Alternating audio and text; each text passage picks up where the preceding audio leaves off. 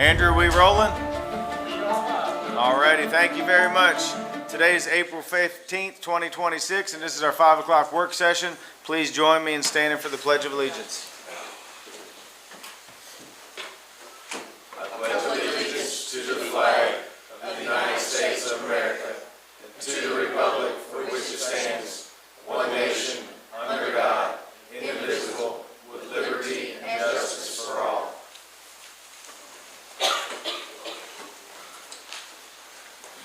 I believe Reverend JT is with us.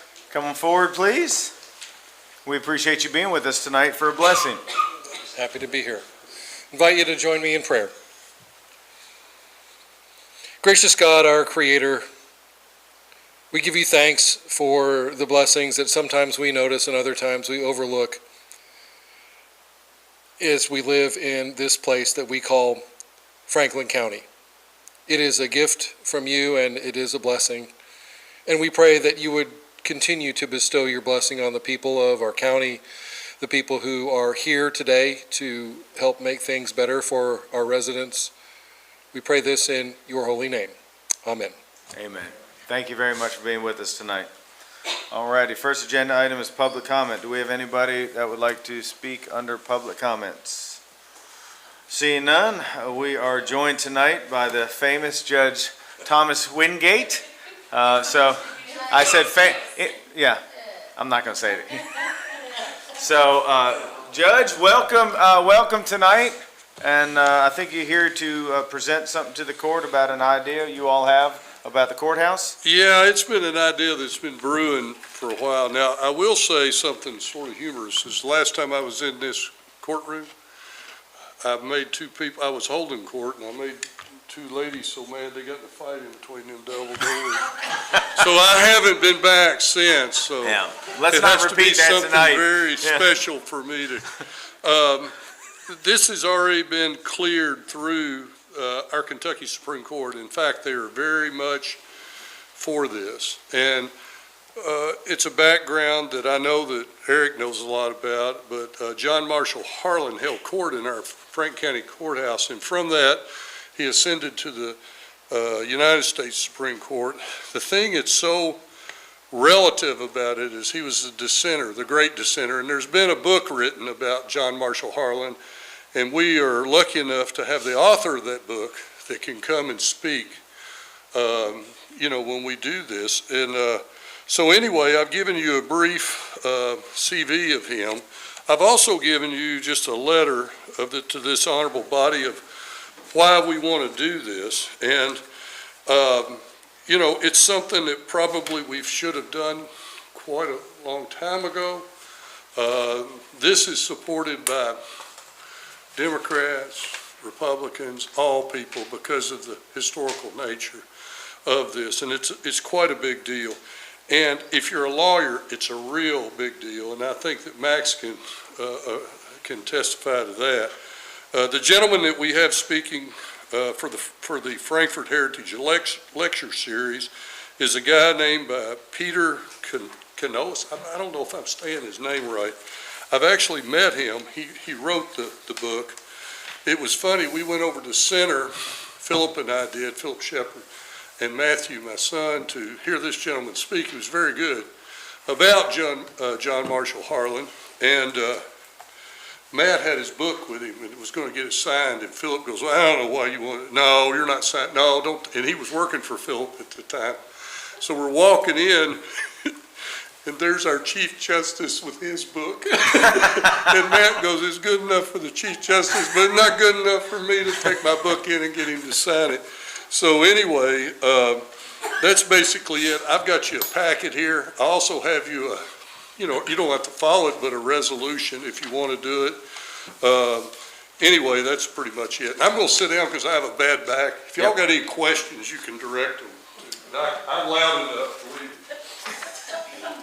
Does anybody have any questions for Judge Wingate? Squire Wisman. Just a comment, if I can, Judge. I think it's appropriate and fitting because if people don't understand this man, he began his career here in Franklin County as the judge of this fiscal court. He had an appointment before that, but started here in, 1851 or 1858 as the the Fiscal Court judge, and then ascended his way to the Supreme Court of the United States from right here. He's a homegrown boy, and it's more than fitting that we honor him because he's not been anywhere else. I think it's sort of funny that his very first public speaking engagement, which is in the book, was in Bridgeport. Interesting. You know, I live there. Oh, So anyway, I'll let you all consider it. yep. If there's any other questions, just feel free to give me a call. I think most of you have my cell phone. Yep. Just give me a call if you have any questions about it. We're not going to change any of the signage. We are going to do a historical marker, okay? And, you know, we might ask for a little bit of money for that. That's about it. I mean, Let's define a little bit of money, Judge. Heard that before. You kind of slid that one in on us. Yeah, I like that, yeah. We might ask for a little money. I also got the Bar Association kicking in money for the speaker. And then we want to get a plaque right outside of H and just put something there. I do have, and I was telling Mac, I'm trying to get a hold of an original portrait that is actually in our Attorney General's office right now. So I think I can wiggle that maybe to have it on loan for us for a while because he has it on loan from the Historical Society. Oh, okay. So that's about it. Okay. All right. Anything else? Go ahead, Squire. The resolution is before us. Do we need to amend our agenda to add that tonight, or do we want to add I'll it let to the you all next agenda? consider that. You can. Yeah, I might put it on the next agenda. Yeah, I want everybody to have time to read it. Because you know, there may be typos. I don't know. Yeah, yeah. Is No. there a timeline that it's needed by? Do what? Is there a timeline before the announcement? Well, what we had planned, and I was talking to Sherry about this, and is doing it on June 12th, okay? And she said, well, it'd be great for, was it Kentucky or Frank County? Frank County's birthday. Problem is, this speaker in this lecture series, I don't know if that's firm in place or not. Be glad if, I think we might be able to get it going. But, you know, just the next 2 or 3 weeks would be fine. By May 1st would be fine. And then, I'm trying to think if there's anything else I need to tell you. Might be able to throw the historical marker in when we finally redo the report. Yeah. You know. Congratulations on getting funding for that. Well, it's been a long haul. Yeah. And, you know, a lot of people don't know, we're working under very tight conditions down there, and our clerk, Kim Marshall's done an excellent job. I mean, she's really been, and I guess I ought to tell you all this, also, you know, the Supreme Court's knocked out of the Capitol. You know, they're out of the Capitol. And they're gonna start doing their oral arguments in Frankfurt in our courtroom. Yeah, I'm just working that out right now with the justices. Okay. And so they're gonna start doing their oral arguments there. So that's nice, especially for our young lawyers to watch. Well, good. Okay. All righty, we appreciate you coming in. Hey, it's All right. always a pleasure seeing you all. All right, thank All you. of you, good luck in Yeah. your election. All right. Next, we have Road Department update. I believe Mr. Mike Dees is with us. How you doing this evening, sir? Doing good. How y'all doing? I'm good, thank you. Thanks for being here. We've been blessed with some pretty weather the past couple of weeks, so we've been doing a lot. We've been doing a lot of pothole patching, our regular Thursday and Friday limb pickups, been doing some mold trimming, still working at the park, moving some dirt around, cleaning trees up. Just been busy. Now, what's going on at Lakeview right now? Is there a metal pickup right now? It started tomorrow. It Okay. starts. Yep. Tomorrow, Thursday, and Friday Saturday from 8 to 12. Okay, well, good. All righty, what questions do we have for Mike and the Road Department? Squire Blackburn. I don't have any questions. I've had several comments, emails from folks about what y'all have done out at the park and other things out in the community on our roads, and they're just really appreciative, and y'all do a fine job, and I can't say it enough, but I feel like every time we're here, we need to. We appreciate it. And I will say, I want to thank Justin, because I know we put that post out there, and he compiled a list. Mhm. To be honest, most of it was city and state. I think we had 9 roads total out of a couple hundred, 130 or something. So appreciate y'all staying on top of things the way you all do out in the county. It means a lot. And I know our constituents lately, especially since winter, have been voicing how happy they are. So that goes out to you and your whole team. What else do we have for Mike tonight? Nothing? All righty. Thank you, sir. Thank you all. All righty, next agenda item is the judge's report. So obviously, we just met recently, but on the 2nd, we were all together. Well, there we are. We signed we approved the design firm for the Wellness Center and natatorium, and we're excited to move forward. I think the first meeting is early next week to kind of kick that off.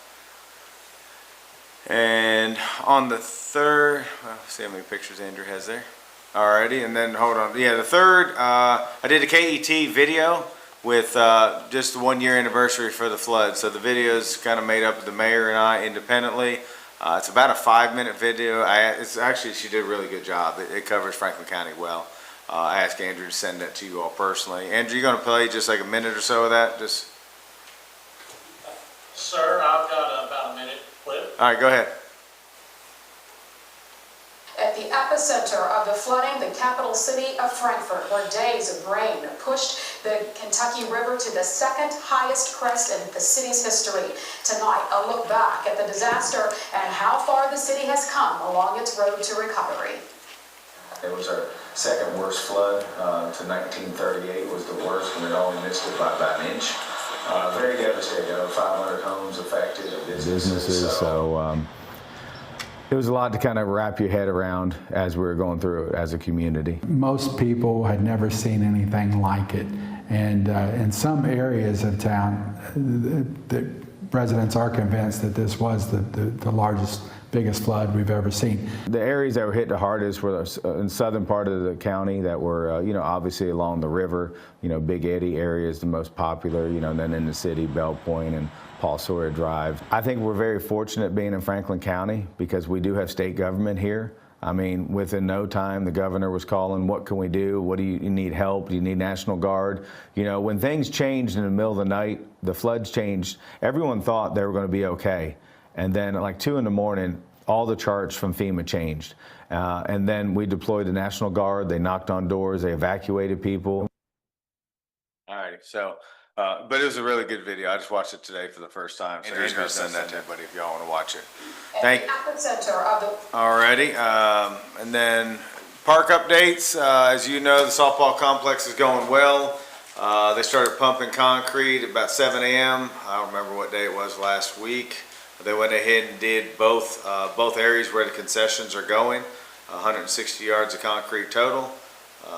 About 30 guys work that concrete, and they make it look easy because they do it every day. But everything's on schedule. I believe 2nd week in May, the buildings should be showing up. And I think next week the block layers start. So getting ready to see some big changes there. So still looking at October to have that up and running. So very excited about that, as you all should be also.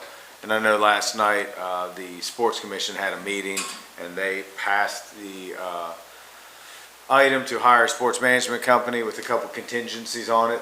They want to change in the contract with their attorney, so hopefully the company will agree to the couple things that they've asked for, and we'll get them on board to kind of help us through this project. On the 7th, the mayor and I had lunch with Dr. Acapo up at the student center. We're going to try to do that once a month. We go up there and have lunch with the kids and just kind of show our support as a community. On the 8th, I went to a Together Frankfort meeting, just kind of, they wanted me there to just talk about a couple different things about what was going on. Appreciate everything they do in our community. On the 9th, we had the ribbon cutting for the New Era Dispensary. It's the building out there. It used to be Rings and Wings. I think it's going to probably do very well as a cannabis place here in Franklin County. But super nice people, large investments. It's just good. On the 13th, I went ahead and had a behind-the-scenes tour. I don't have any pictures, though. I should have taken some. With Bill Cull and the Grand Theater. They're on schedule. Things are going well. They're on budget. He's very excited. They're moving along. Most of the stereo stuff's in. They're hanging lights currently. The balcony floors are all epoxied already. They haven't got the new chairs yet, but I'm sure that'll be right towards the end when they'll install those. But I didn't realize they're doing all the carpet out in the foyer areas, up the stairs, the whole top level. It's not just in the main room, so, but that was going very well. And then today, I was with our economic development specialist, Penny Peevler, at Thornhill with Kelly Anderson and Matthew. We just kind of toured it. We saw all the new things they're doing and how we can support our companies that are here in Franklin County, because, you know, they could use a lot of the services. You know, a couple have reached out to us and said, hey, can you help teach our, you know, some of our people English and things like that. So I think they're gonna go to Cummins maybe and work on some life skills classes and some budgeting classes that they've requested. So I think it's gonna be a good opportunity to kind of get with a lot of our employers to really get a relationship going, especially with Thornhill, because they're doing so many cool things. So that is my judge's report. So thank you. Alrighty, next agenda item from the minutes from our April 1, 2026 meeting. Any questions, concerns, comments on that? Seeing none, approval of minutes from a special meeting of April 2, 2026. Anything on those? Judge? Yep. I Go ahead, think Squire. the third paragraph just needs to be struck from that entirely. We didn't hold two concurrent meetings the way it reads. Okay, clerk, did you see that? Yes, I'll make that change. Okay, thank And you. then, question about that, Judge, at the time I asked, and we said we may need to put it on the next agenda, but I just wanted to be sure in this meeting that we don't need to do anything with the Sports Commission's contribution, that the $100,000 that was going to be, we talked about maybe adding that to this agenda to have to approve it because it was going to come through us to pay for this resolution. I don't know if we need to Oh, the notate- 50,000. 50,000. So I'm sorry, yeah, you lost me the 100. I was like, okay, yes. I mentioned it there. I don't know if it needs to be notated in the minutes that we decided to take action on that separately at another time. Max, what do you think It on may that? be appropriate, Or but just put it on the next agenda? I think put it on the next agenda because Yeah. we Then it'll be an can't, agenda item. it'll need to be an agenda item. Okay. Clerk, can you make a comment on that? Yes. Yeah, and we need to reach out to Sports Commission about that, please.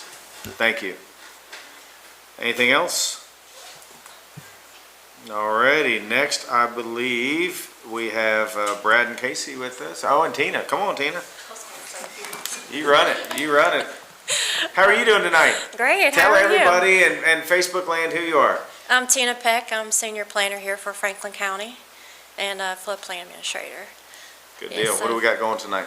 Yeah, so good evening, Judge and members of the court. Thank you for having me. Tonight I'm bringing forward the Safe Streets and Roads for All Safety Action Plan. This has been about a 2 years in the making, and focuses on improving safety on our roadways and reducing serious crashes in our community. We've worked closely with H&B Engineering throughout the process, from reviewing data to gathering public input and putting this plan together. This plan is now in front of you for adoption, along with a resolution for your consideration. Approval will allow us to move forward with practical, data-driven steps to make our roads safer. At this time, I'd like to introduce Brad and Casey from H&B Engineering. They will walk you through the key elements of the plan, and they will answer any questions you may have. So thank you so much. Thank you very much, Tina, for being with us tonight. And welcome to our visitors. I informed the court, Brad Gregory told me you're coming, so we each have one question for you, if that's okay. several.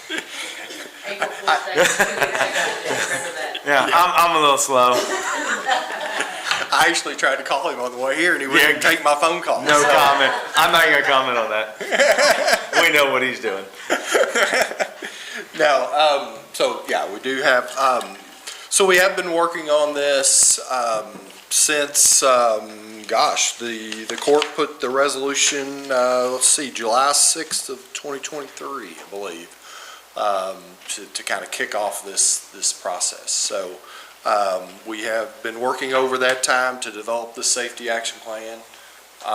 It's my understanding that has been provided to all the members of the court. I won't put you on the spot and ask each one of you individually if you read it page, front to back.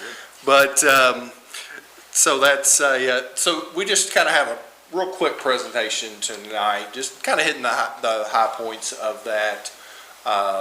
Just giving you a little bit of that history. And as Tina mentioned, Casey's here with me as well.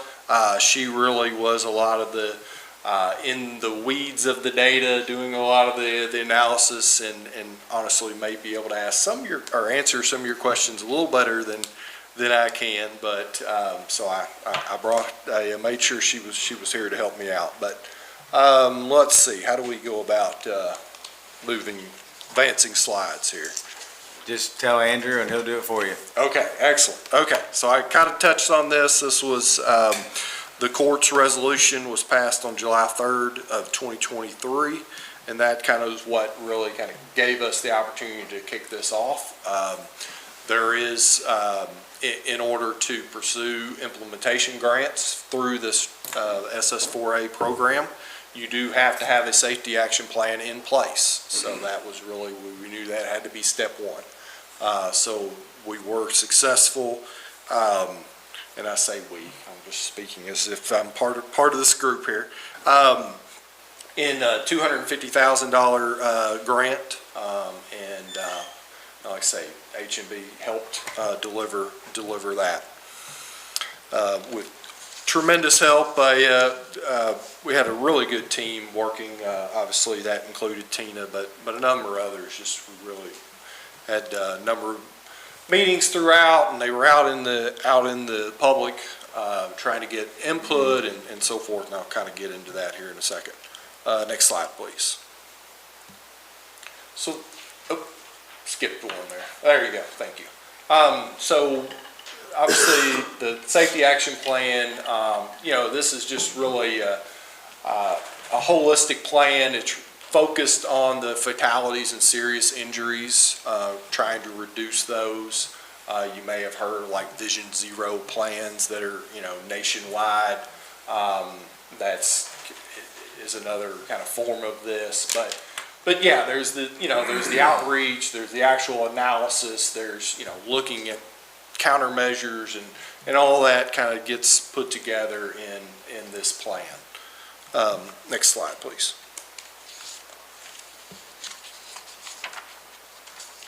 So there was, kind of a 6-ish step process that we've gone through. That is, like I say, very data driven. So there was a lot of analysis up front, but it was also kind of overlaid on just understanding the existing conditions throughout the county, and just knowing that relationship. It's one thing to say, we have crashes occurring here, but then also to understand what's going on the roadways at those locations and try to make that connection. There was a big engagement process, public engagement process. Like I said, we had committees that we were working with throughout, and then we basically identified what we call kind of a high injury network, and we'll show that here in a second. But that kind of identified essentially what you could consider kind of the hot spots. And then we were able to kind of drill in on those and identify like countermeasures and things that at a high level, what could help alleviate those types of crashes. We did, you don't necessarily see this in every safety action plan, but we did kind of drill in on 4 specific projects. I will just kind of say those weren't necessarily those were more to just kind of meant to be representative of the types of projects you could do. I won't say that those were like deemed the top 4 priorities per se. It was more just to kind of give a variety. There was two segments, 2 intersections, just to kind of, so when we start thinking about does the county want to pursue an implementation grant to do a specific project, kind of have an idea of the range of projects. Okay, you can, is this a $100,000 project or is this $1 million project, and what's that kind of look like and what types of improvements? So when you see those in the plan, I just want to, like say, kind of point out those aren't necessarily the top 4 priorities. They're just really meant to kind of be representative of what the types of projects you could pursue. And we also took into consideration when we were thinking about that, there's already projects that the Kentucky Transportation Cabinet is doing within the county. And we didn't necessarily want to duplicate efforts that they're already doing, so we kind of tried to focus on some areas that would complement, work that they're doing and not duplicate that. Next slide, please. So all that kind of culminated into, a planned document. And again, mentioned, we had a subcommittee meeting, a group that was probably meeting monthly at one point. Obviously, that kind of tapered off towards the end as we finalized our document, but had really good input going through each step and getting that group together on a regular basis and helping guide this process so that we ultimately ended up with a document and a plan that we could be proud of. Next slide, please. So there was public engagement. It kind of, the first piece that we did was a survey that was developed. That stayed open for about 2 months. That ran from March 12th of last year, 2025, till May 19th. And that garnered a couple hundred responses from folks. Obviously always want to get as much input as you can, but it certainly wasn't for a lack of effort. You can see pictured here, Tina was at one of the events, I think that was the farmer's market.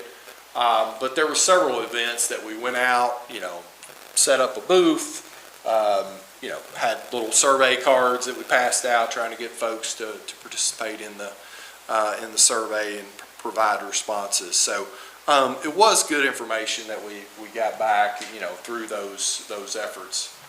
Next slide, please. And this is just kind of a summary of, I forget what you call these little graphics here, but basically speeding. It kind of takes all the keywords that we got through the survey and highlights the ones that were basically mentioned the most often. So certainly speeding is clearly what pops out off the page there, but just talking about enforcement, traffic, the interaction of traffic signals, concerns with just pedestrian and bicycle safety, because you notice some mention of sidewalks and bike lanes.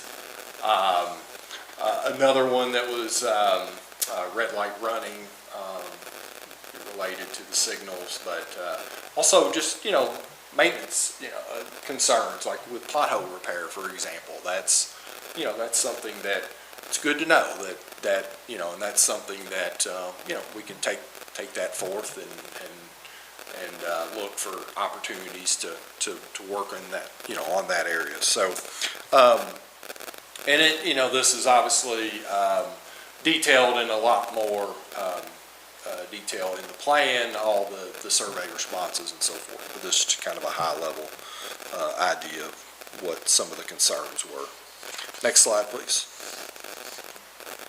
So mention that this is definitely data driven, and it is, so we looked at a 5-year period from 19 to 2023, and we did a couple things to kind of get down to the analysis crashes, and that was just to simply remove I-64 just being a federal interstate facility. Not the county's not going to go pursue a project on I-64. That's really something focused, the cabinet's going to focus on. So remove those, and then also you do get like parking lot crashes and stuff in the database, so we remove those as well, and that became kind of our starting point with the data. Next slide, please. And I will mention again, I think I mentioned it early on, but we'll just kind of emphasize that there is an emphasis on the fatal and high injury, or the serious injury crashes. Although we looked at all, we certainly want to understand too that severity of the crash. So through all that analysis, we ended up with the high injury network. And that is kind of, there's a, data analysis process that you go through to essentially kind of get a category, or they call it the equivalent property damage only, just kind of, emphasizes the importance of the fatality, and in serious injury crashes, but so that for example, you can kind of have a location where you may just have 100, property damage only crashes. And we don't want that to necessarily trump what you might see if there's 5 fatalities at a location. Fortunately, we don't have that here, but, we just really want to, focus on those more serious crashes. So through, a data analysis piece, we came up with this high injury network, and you have that for both the intersections, which are listed here. There's 15 that are ranked here. And then if you go to the next slide, you'll see a little bit smaller group, but the focus on segments here. So what we're able to do with this is kind of understand, what some of the priorities could be. Dr. Bastian? So the 4 items that were highlighted, 3 of them were on US 60. Yes. So Squire Blackburn is extremely familiar with that, all lying within his district. Right now, I'm part of a group that's looking at reconfiguring some of 127, which falls within mine. Yeah. How would we advance some of the things that are in this? The presentation is very good. There's a lot of food for thought in there, but how do we start to advance these things that have been identified over a long period of time? Because the statistic you showed us, 7,500 crashes equals 1% of what the crashes in Kentucky. I remember that out of the report. Yeah. 1.1% of all the crashes in Kentucky. But here, they are really important to address. Sure. And these are throughways for a lot of people that come into our community. These are a lot of gateways. 127 is one of the reasons why they're looking at that right now. It brings a lot of people in, a lot of things are happening there. Same with US 60. So how do we as a body, how do we as a community elevate these within the state priorities so that they can be addressed? Yeah. And it lessens the significance of having a report like this because we're addressing those things. Because that's the point of the report, right? Yeah, absolutely. So how do we get there? Yeah, absolutely. So, I mean, specific to this program, the SS4A program, so that, as I mentioned at the beginning, basically have to have a safety action plan in order to then pursue an implementation grant. So that is, that's kind of one area where we, as a body, there can be a prioritization to say, hey, we think this one's really important. It's maybe not being already addressed through another project. And that NOFA, and you're going to ask me what that means, but the notice, the grant notice is out currently. So that is live now. So that is something that, in order to pursue that, this has to be approved. But that is something that are specific grant dollars that, you basically use this plan to say, hey, this is the justification why we think this is, this particular project is so important. So that's partly why we, wanted to kind of give some sense of range in terms of cost and types of countermeasures that you would be able to do at these various locations. So so you could kind of say, okay, we have X dollars that we could put towards a grant application because they are all matching grants. So there's, so that's obviously an immediate opportunity and something that does need to be acted upon fairly quickly. That's, I'm gonna goof it up. Tina, do you recall when that notice is it June? That those are, so May 26th. So, I mean, it's not far off. Now, I mean, those applications can come together fairly quickly, as we proved with this one, getting this grant through. But so that's one opportunity. I mean, the other piece I will just say, I mean, representation from the Transportation Cabinet was involved in this throughout.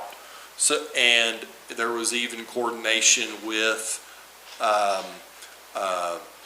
again, cabinet representation, but then also some of the consultants, my colleagues that are working on specific projects on both 127 and US 60, that we would kind of share ideas and like, hey, here's what we're seeing with the data and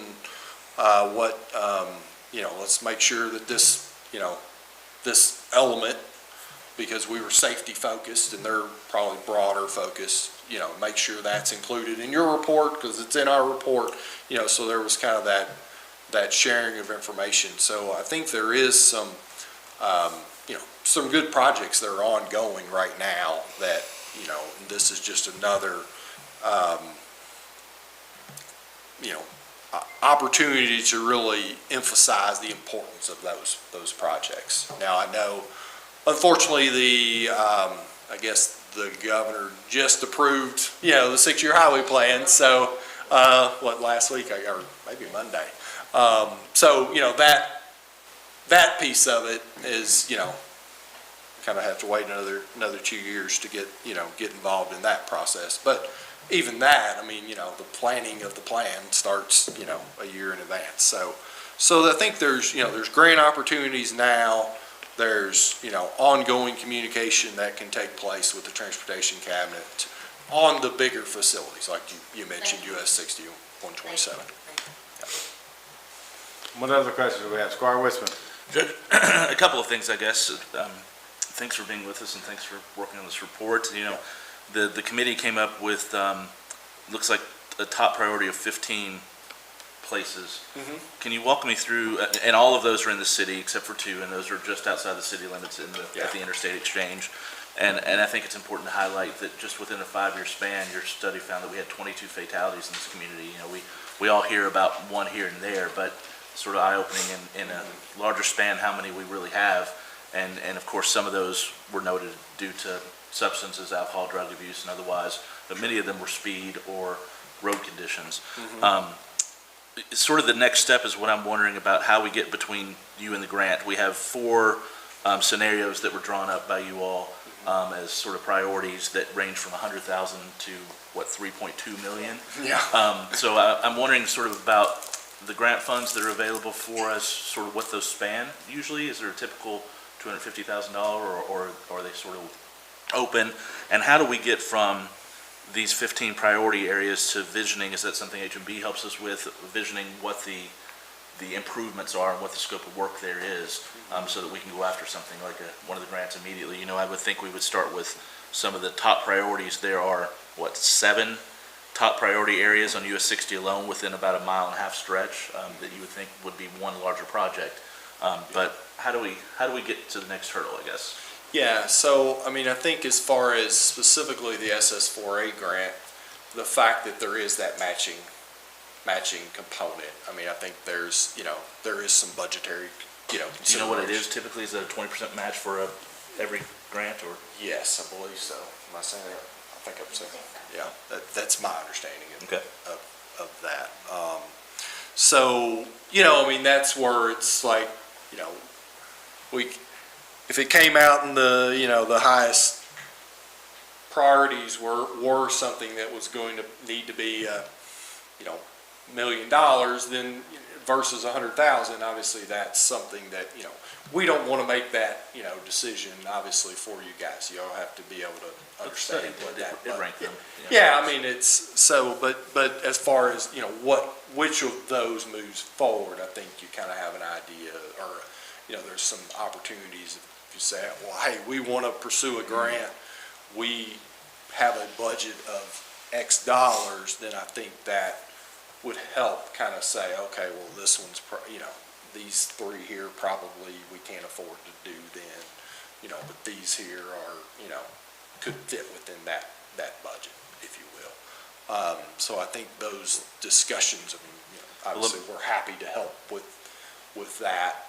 Well, let me ask that exactly, specifically, because we have, you just said the window's open already for grant funding. Sure. If we wanted to take the top three priorities here and move forward with those, what turnaround, do we have enough time to envision or do we have to envision designs parameters like you did with these four examples? No, I don't, no, not at No? all. Okay. I mean, that doesn't have to be, we just want to make sure, and I think we can do that through just conversations,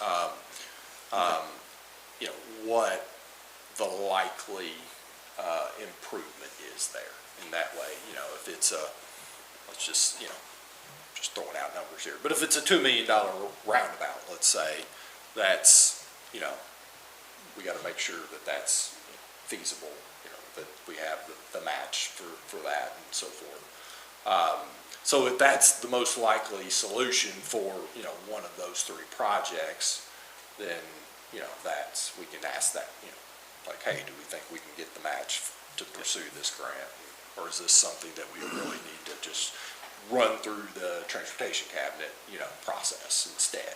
I guess my final judge is just, there within the four projects that were sort of visualized as examples, it's almost $6 million for those, and there's 15. I'm assuming, did you all come up with sort of a ballpark figure of what everything would entail? Are we looking at $100 million worth of projects, or I'm just wondering, I can't get my head quite around what the. Sure, how large the and scope we this probably, is. and it's not typical that you get to that level of detail for Yeah. these plans. So I don't know that I could necessarily, off the cuff, wrap my head around that either. I think it would, but we have we have a sense of the type of the thing with, and actually the next slide's kind of talking about the countermeasures.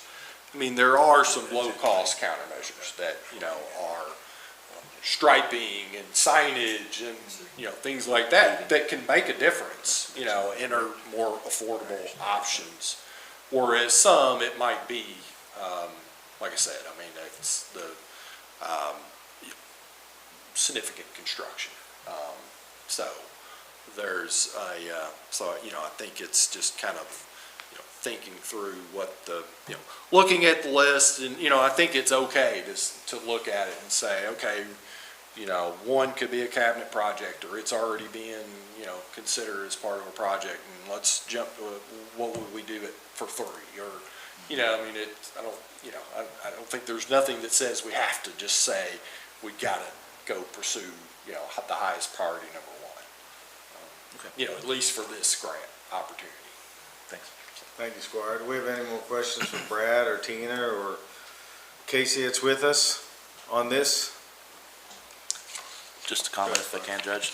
I just wanted the citizens to understand that may be listening or look at this later, that the scope of this project was countywide, and it's given us some really critical data that didn't exist before. We've all asked for, I've heard it in court here, asking for improvements at intersections and things where we know crashes are happening and there's accidents, that the state has come back and said, yeah, the crash data doesn't support putting in a light or whatever at that intersection, but we now have some nice data here that I'm excited about that says actually we do have a problem in this area that the crash data does support, and it's because of, something that's going on this direction or that direction that citizens have been frustrated, and I've asked before about different solutions that we've not been able to get, so I'm hopeful that we can finally explore some of those now. So I'm thankful for this study.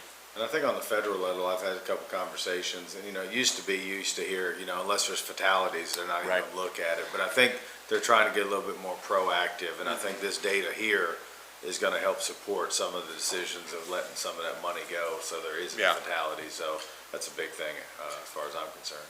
Yeah, and I think, and also, that can go a little both ways too, I think, which is with the methodology and so forth that kind of is in the background here too, because, you noted obviously that a lot of the intersections are kind of within the city limits and on the roads that carry the most volume and so forth, but there is, in the way that the analysis is conducted, I mean, if there is a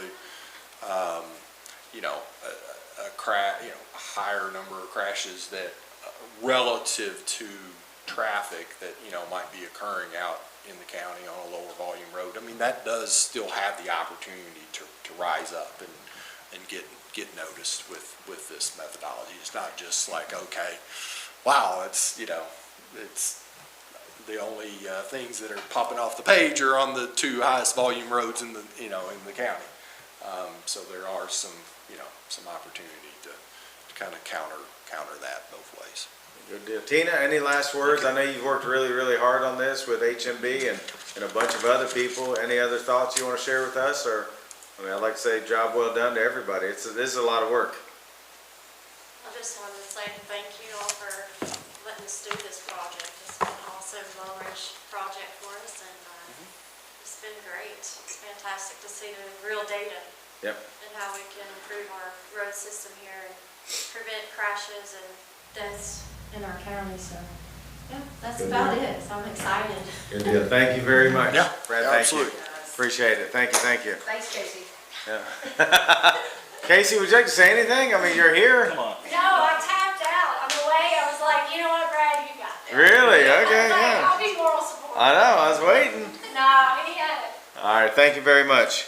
All righty, next agenda item, I believe, Francis, are you coming up to talk about this, the agreement? With the Office of the Court for Fast Check Account Services? Yep. This is good news, actually. Yeah, you always have good news, Francis. The administrative. Thank you, guys. Have a good night. Thank you. The administrative office with the courts reached out to me and wanted to know if I wanted to set up a government plan for doing background checks, which they charge government entities $10 per background check as opposed to $25. I said, yeah, that's a no-brainer. So that's what the agreement is that we're setting up the government contract and reducing our rate from $25 to $10. Can't imagine anybody saying anything about that. How long have they had that in place? Microphone, please. Thank you. I don't know. They reached out to me. They said, we noticed you've been, doing all these background checks for Franklin County Fiscal Court, which makes me wonder the same thing. Wonder how long this was in place that we could have had this, but I don't know exactly when they implemented that. Thank you very much. All righty, once you stay up here, because I believe you and Summer are coming up. Summer, good evening. Come on up. Good evening.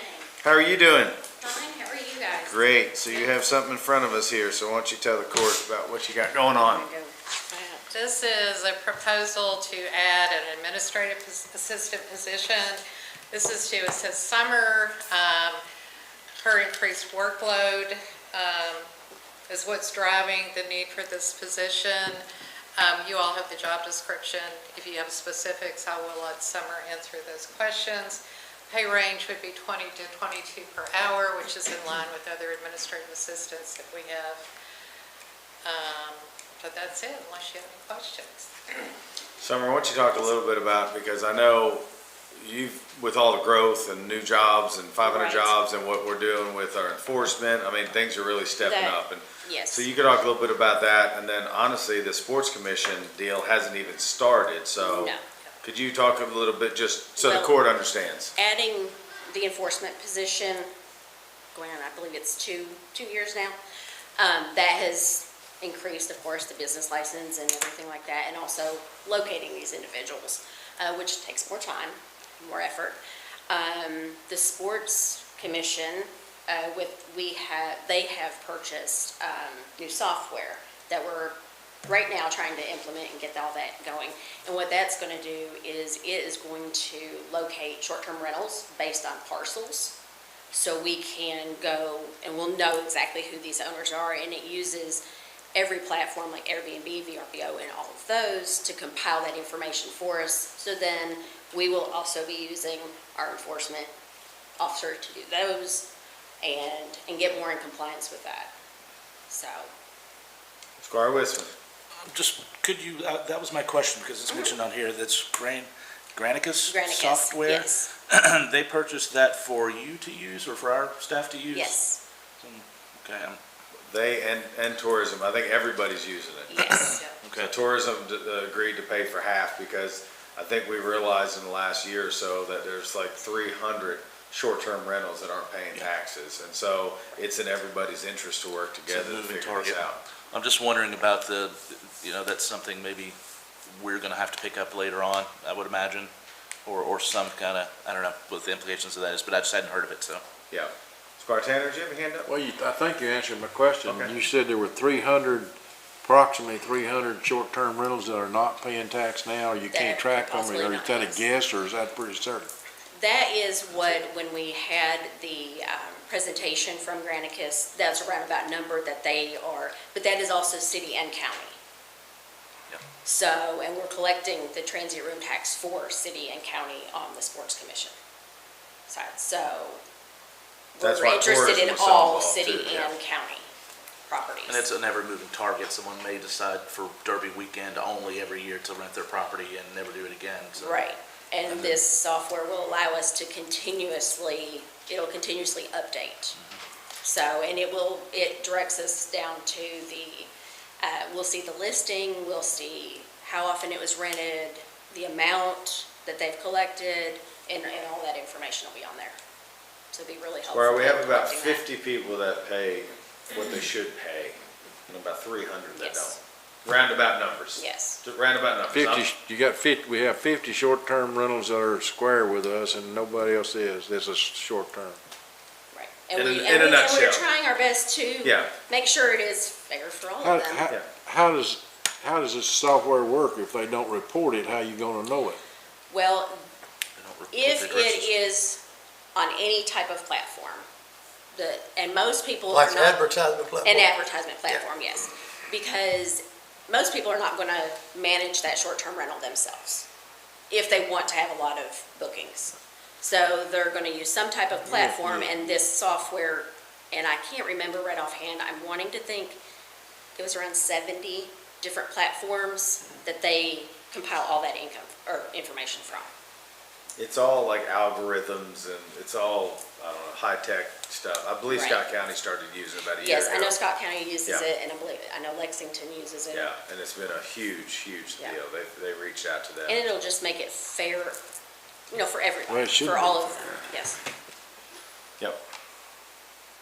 All right, any other questions on this new position that we are wanting to add to summer? Well, just for the record, Judge, every time we have a new position that comes up, I think we're not paying quite enough, but that's just my alliteration as always. That's why HR's here, because she does all the research and, It's fine, still just my opinion. Yep, yep. All righty, thank you. Thank you, Thank you Francis. for your time. Yeah. Oh, I'm sorry. Just Squire, quickly. Sebastian, I'm sorry. Thank you, just quickly. So this position came before, I think, finance, right? Yeah. And we saw it, and it was in addition, we discussed it there, and it's in addition to the existing positions there now. Yes. A full-time and a part-time, so this is adding another full-time to the 1.5 staff that is in that office. Just for everybody's clarity. Yes. Thank you. All righty. So, Francis, I think we're good. Summer, you have another I get agenda to item. stay. Yeah, you get to stay. Good night, Francis, everyone. thank you. She's not wasting any time. Look at her. Yeah. We see how it is, Francis. We got it.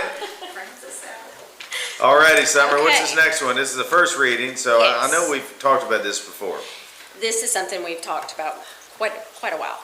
Yep. It's first reading of amending the ordinance relating to the occupational tax requirements. What I've done is, and we have met probably since, I think it was last January, is kind of when we started this, because we have a lot of people that, if they're just going to be doing a small time frame here to pay the business license, and, we've had some complaints with that, so we're trying to help there. So the only thing I'm changing is, in our definitions, is I'm defining the vendor fair, which is basically festivals, carnivals, craft fairs, trade shows, things like that, that are just very, random here and there. They don't last very long, and this is for 7 days. So instead of, we were thinking to doing a 3, and then we just decided a 7-day frame, because, I'm sorry, up to 7 day, yes, not past that. And then on page 3, I've got the vendor fairs, and so in lieu of any documentation for the individual business license, we came up with fees. So based on how many vendors that individual event will have. So for instance, we know we have Expo coming up in the fair at Right. our park coming up. So Yes. if this were to pass, then we could contact the people that put those on, and it would be their responsibility to tell us how many people are there, and then they Right. could do the work. Yes, So and individual people don't have to all do it. Correct. That's correct. I And then I also have an application that, and I can send that, it was not in here, I can send the draft out. And it's basically all the event information, whoever the coordinator of the event, all of that information, and it also asks the number of vendors, so we can collect the fee and things like that. Okay. I have a couple of questions. Go ahead, Squire Tam, sorry. And I'm sure you all discussed this, but obviously I didn't hear it, but what would that do to the 127 yard sale? That is a good question, because that has been something that has never, and it's basically yard sale, and we don't, and we Well, don't yard sales actually, don't enforce because yard it is. sales. Most of them are sales not are that big, exempted. because Right, you're but talking it about, is a- but you're still talking about one person. I don't know whether you want to exempt yard sales or Yeah, not, but but it's no- not But exempted. Squire, either. nobody puts that on, nobody's profiting from. Right, it's the not an 127, right? No, I would argue, because that's going to be the point that I'm going to make. A church that sets up a multi-booth yard sale, we have them all along 127, that's profiting from the booth vendor booth fees versus a small church who might have a neighborhood yard sale or, I'm just going where we know we're going to get the questions from our constituents, right? So I want to verify and clarify in here while we are at it, versus the high schools that do their craft fair every year, or a church that does a bake sale, individual vendors saying, selling Christmas items or something. Right.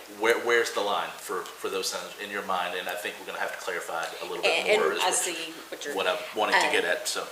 And this is something we'll probably have to discuss, about maybe, I don't know if there's like a nonprofit type thing, but, I think permitting. if they're getting paid for, if individuals are paying the person that's holding the For event. booth space. For booth space, then they, I feel, should pass that on to the fee.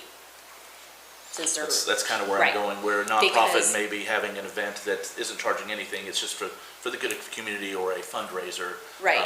We had some language and we had some conversation about permitting last year, I think it was, and we specifically exempted churches and Yes. nonprofits, that I think we should probably mimic that kind of language to be consistent Okay. right here, so. I agree. That's exactly what. So you think you could put an exemption for nonprofits in this before we vote?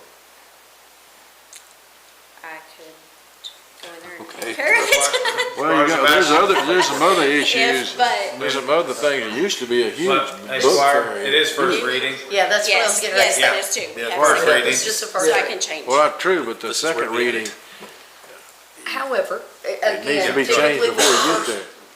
to everyone's point, if there's something that needs to be amended or adjusted between now and the second reading, that can happen. Yes. There Yes. was a considerable discussion about yard sales, Yeah. considerable discussion about that. And the thing is for example, the 127 yard sale, the discussion was how, if they're setting up on my personal property,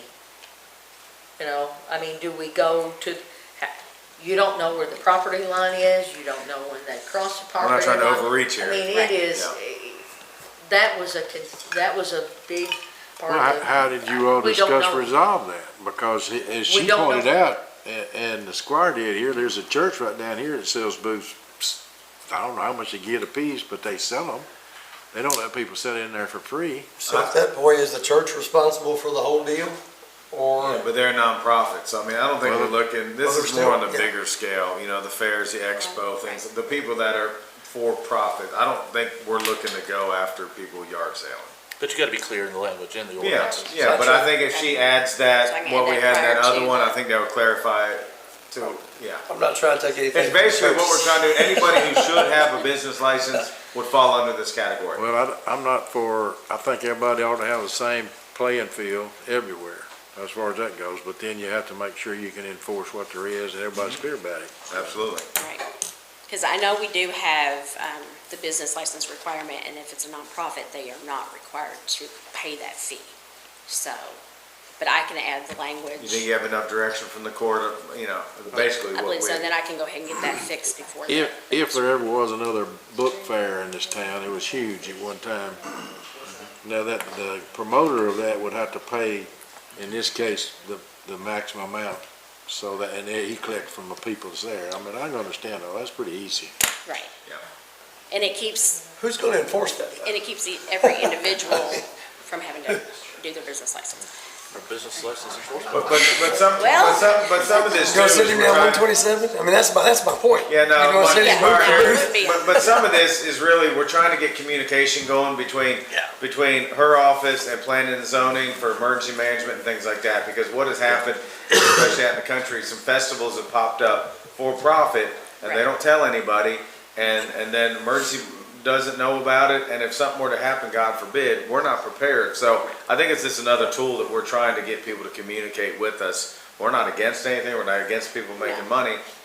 We're just trying to make sure that, Make sure they're safety and security of our citizens. Right. We had, I'm trying to refresh my mind, which is pretty hard for me to do sometimes. But we had some discussion about having events, large events, which was not necessarily booths, but a concert rally or something that we tried to regulate somewhat with that. Did we? We have that We planning did, and zoning, we right. do regulate that.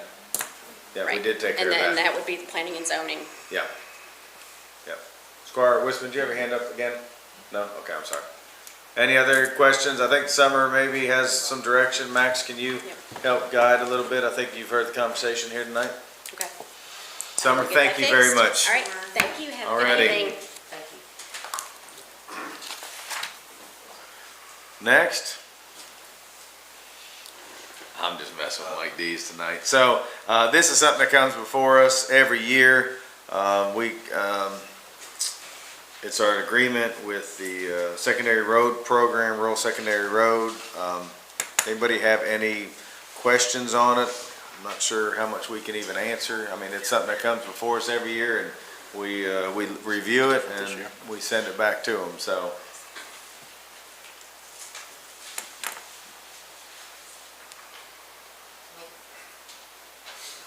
Where's Belinda? Belinda, come, look at y'all. Hey, listen, you're both trying to hide over there now. Belinda, why don't you come on up? No, hold on. Wait, what am I talking about? No, give me a second. The next two items we're gonna table because we had a meeting the other day and some things came up. So Belinda asked that we table those next two items, 9 and 10, and then if you can come up and talk about 11, correct? Yes. Table till when?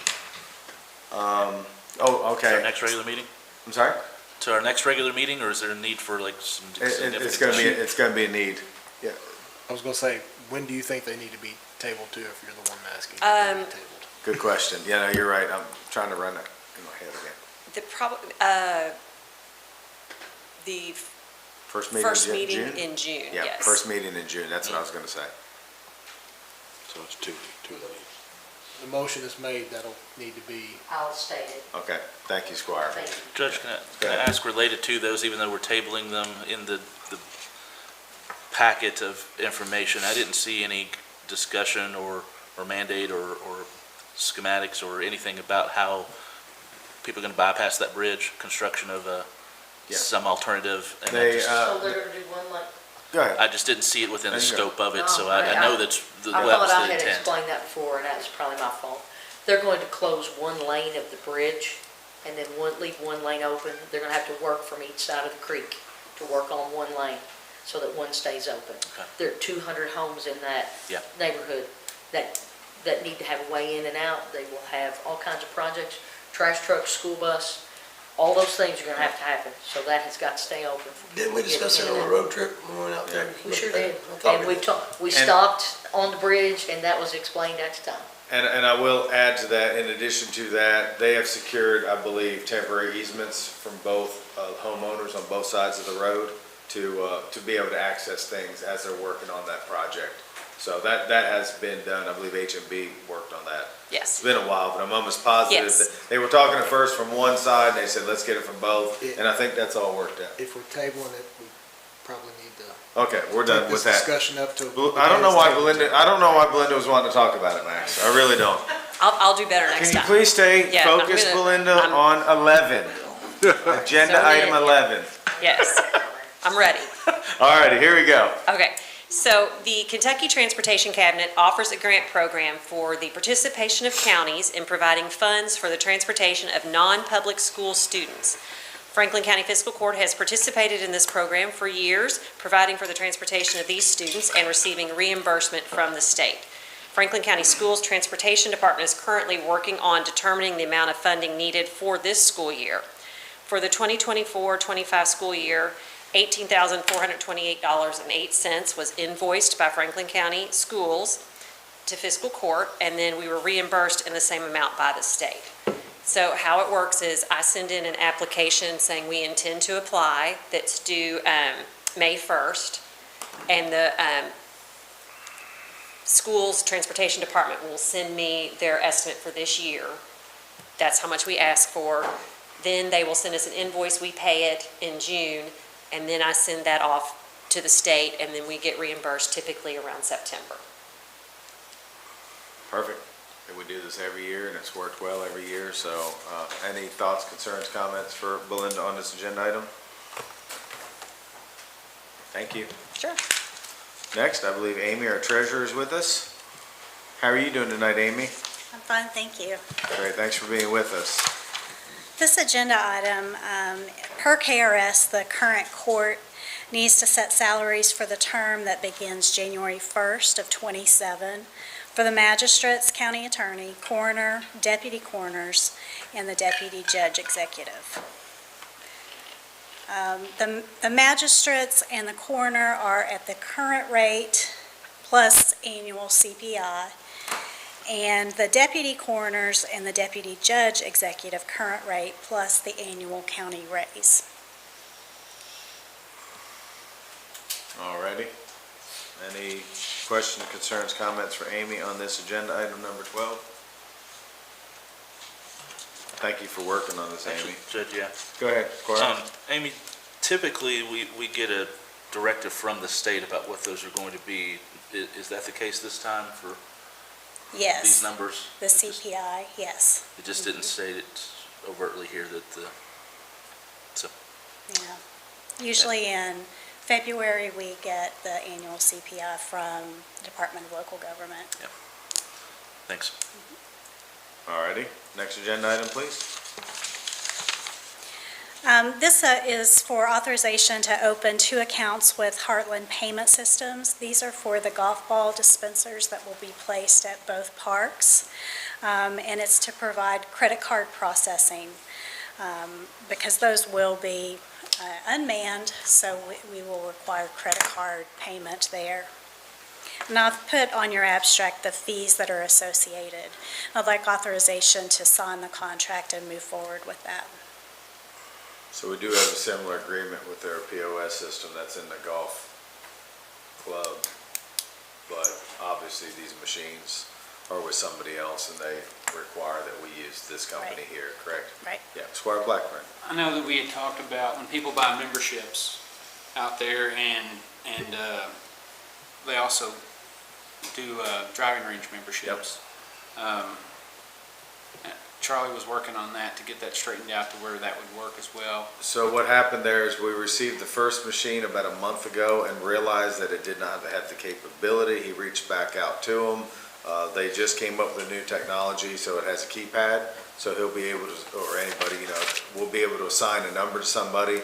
So if they do have a membership, or if their balls are discounted or whatever, they just type their number in the machine before they slide their card, and it should all work flawlessly. So yes, he sent the one door back. We just received it like last week, and I noticed when I was over at the other park today, the other machine just showed up today. They just unloaded it, so yeah, it's good timing, especially the I went and weather. saw it the other day. It's Yeah. pretty simple. and No, straightforward. it is pretty simple and straightforward, and it's, to Amy's point, it's less labor too. So hopefully that'll help us in the long run. Squire Tanner. I got a question for whoever can answer. Yep. What would prevent me to give JW my number? My membership number. Your personal Yes, where you can get the golf balls for free.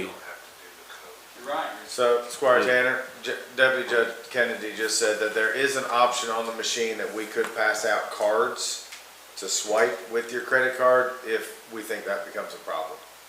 So I would hope people would be honest, that would have that, but if we have to, we could do cards. Hoping people are honest works every time. But, I mean, that is an option. I trust in God, everybody else pays cash. Squire Wisman. I just wanted to make sure the current processing system we have doesn't have any kind of exclusivity to it, that we can't have another processing entity at the park. There's often those clauses with those. I just would like to make sure that we can approve this contingent upon, that there isn't. Amy, you know anything about that? We did check to see our current processors, Clover, if they could, and they do not. Charlie checked into that. Yeah, thanks. That's a good question. It is. Alrighty, next agenda item, Amy? This is the this is the treasurer's report. Yes. And just a summary for the 9 months ending March 31st. Receipts, 36.2 million, expenditures, 36.9, adding in the fund balances of June 30th of 25 of 29.6 million, gives us a fund balance of 28.9 million. And also, in your packet are the revenues and expenses. Alrighty, any questions for Amy on these reports? A lot of numbers, Amy. Alrighty, what else do you have for us tonight? The next agenda item is the quarterly report that is filed with the Department of Local Government, and it is the same summary, it's just in a different format. Any questions, concerns, comments on this agenda item for our treasurer? Alrighty, seeing none. And then my final agenda item are several budget transfers. In the abstract, I've put the detail as well as provided support for that. Any questions on any of these budget transfers that Amy's requesting tonight?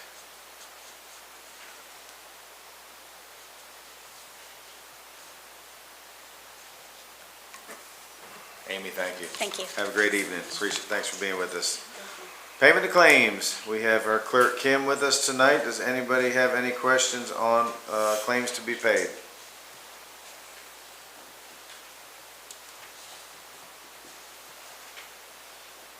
Alrighty. Seeing none, we're going to go to other business. What other business do we have tonight?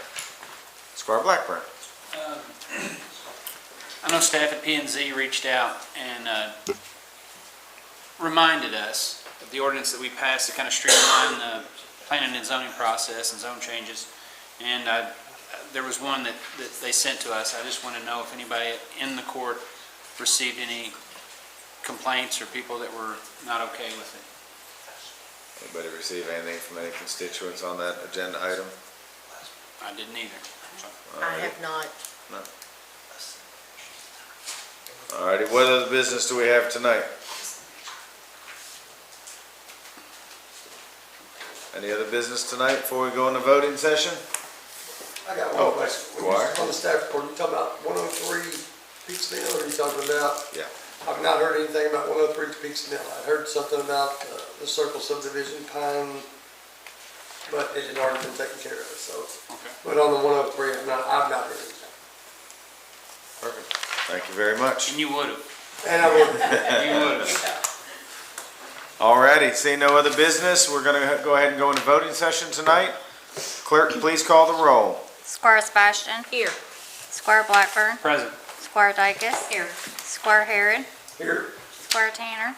Here. Squire Wisman. Present. Judge Mueller. Present. Thank you, clerk. Authorization of approval of minutes from the regular meeting of April 1, 2026. So moved. Second. All those in favor say aye. Aye. All those opposed say nay. Motion passes. Authorization to approve of minutes from the special meeting of April 2, 2026 as amended. So moved. Second. Did you get that, clerk? Yes. All those in favor say aye. Aye. All those opposed say nay. Motion passes.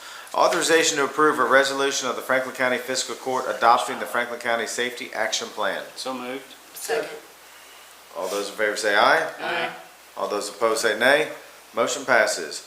Authorization to approve an agreement with the Administrative Office of the Courts for the Fast Check Account Service. So moved. Second. All those in favor say aye. Aye. All those opposed say nay. Motion passes. Authorization to create a new position of Administrative Assistant to the Business Office Manager. So moved. Second. All those in favor say aye. Aye. All those opposed say nay. Motion passes.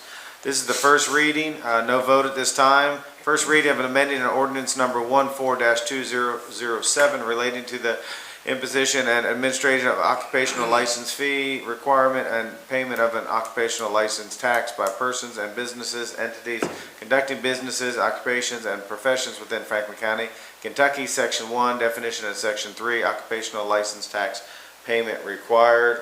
Vote will be at our next meeting.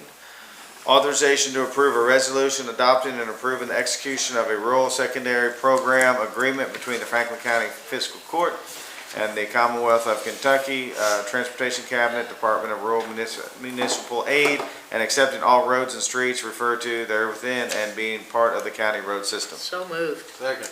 All those in favor say aye. Aye. All those opposed say nay. Motion passes. Judge, I'd like to make a motion to table item 9 until our June 10th meeting. Okay. Do I need a vote on that, Max? All those in favor, do I have a second for that? Second. All those in favor of tabling agenda item number 9 until then, say aye. Aye. All those opposed say nay. It is tabled. Judge, I'd like to make a motion to table item 10 until our June 10th meeting. Thank you, Squire. Do I have a second? Second. All those in favor say aye. Aye. All those opposed say nay. That will be tabled also. Thank you, Squire. Next agenda item, authorization to approve a resolution authorizing the filing of an application to the Kentucky Transportation Cabinet, transportation of non-public school students grant program, and designating the county judge executive to execute all documents pertaining to this grant. So moved. Second. Did you get that clear? How, Squire Herod? yes. Yeah. All those in favor say aye. Aye. All those opposed say nay. Motion passes. Authorization to set salaries for term that begins January 1, 2027 for magistrates, county attorney, coroner, and deputy judge executive pursuant to KRS 64.530. So moved. Second. All those in favor say aye. Aye. All those opposed say nay. Motion passes. Authorization to approve the treasurer to open 2 accounts with Heartland Payment Systems for golf ball dispenser credit card transaction processing. So moved. Second. All those in favor say aye. Aye. All those opposed say nay. Motion passes. Authorization to receive treasurer's reports. So moved. Second. All those in favor say aye. Aye. All those opposed say nay. Motion passes. Authorization to receive treasurer's quarterly report ending March 31, 2026. So moved. Second. All those in favor say aye. All those opposed say nay. You're gonna get a little quicker over there, Squire Dacus. Motion passes. Authorization to approve budget transfers for fiscal year 2025-2026. So moved. Second. There you go. There we go. All those in favor say aye. All those Good opposed grief, say nay. Sam. Motion, you got it now. We're done. Great. Payment of claims. Is there a motion to deny any claims? No motion was made. Let the record reflect claims are to be paid. Authorization to adjourn. Kelly, do I have a second? All those in favor say aye. All those opposed say nay. Thank you, Court. We're dismissed. She